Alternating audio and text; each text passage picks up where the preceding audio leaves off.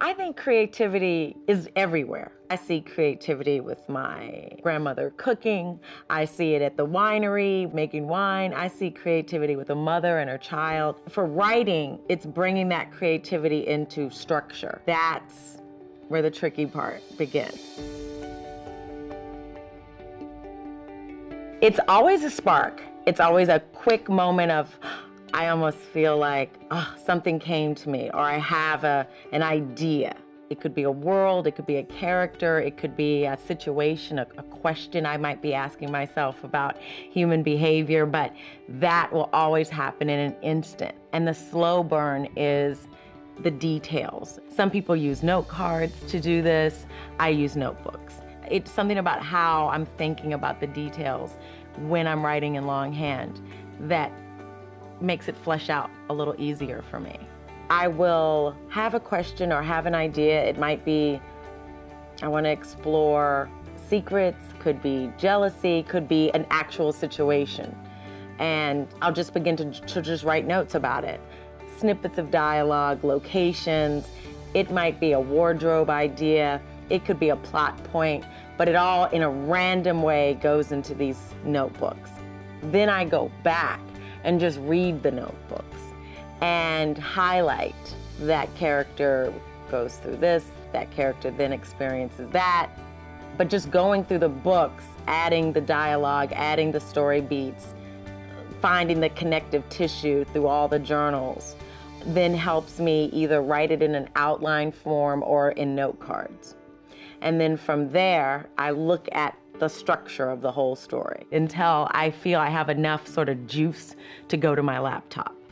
If I've written a character that has that job, no matter what I'm writing, I will try to find a person that does that job. If it's a lawyer, if it's a doctor, if it's a band director for drumline, I've talked to people that do it because I like the language. I like, as a director even, to just see their mannerisms, see their grind. It's something about experiencing it yourself. You add a layer of realness to the world that people respond to, you know.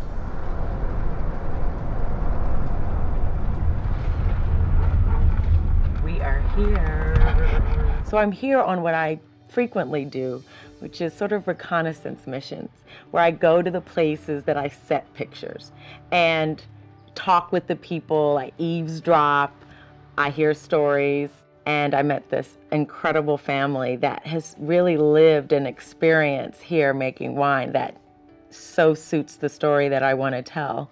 It was something about the setting of 500 acres in the middle of Napa, where it's just like the only Black family that makes wine up here. A lot of it is not really their history or their experiences, but it's how I see them and even how I imagine their experiences might be here. It just was an environment that I just found funny, like the door leading into the wine cave. It looked like if Black hobbits lived in Napa, what is in that door behind this perfect little family Victorian? What is that? When I get that much of a swirl of ideas and jokes and questions, then I know I'm in the sweet spot. I know the well is deep enough that I could get enough out of it. It's the same up here with David, observing him, sometimes writing out here while he's running through the vineyards or barrel tasting or doing any number of the things he does as a farmer and winemaker here. Sometimes it's just quiet time by myself, organizing all of the things that I'm questioning and thinking and trying to bring structure to a lot of stimulation. I always write through the block. I just tell myself, just write it. It's gonna be bad. It's okay, just write it. If I don't, I panic. But I typically pace through my house in slippers. You have to wear a hoodie to keep the ideas in your head because there are few ideas at this point when you're blocked. You're just struggling. So the hoodie is key for me. I do believe that story about everybody has a story to tell. And your point of view is the most valuable thing as a writer. It's not so much the situation.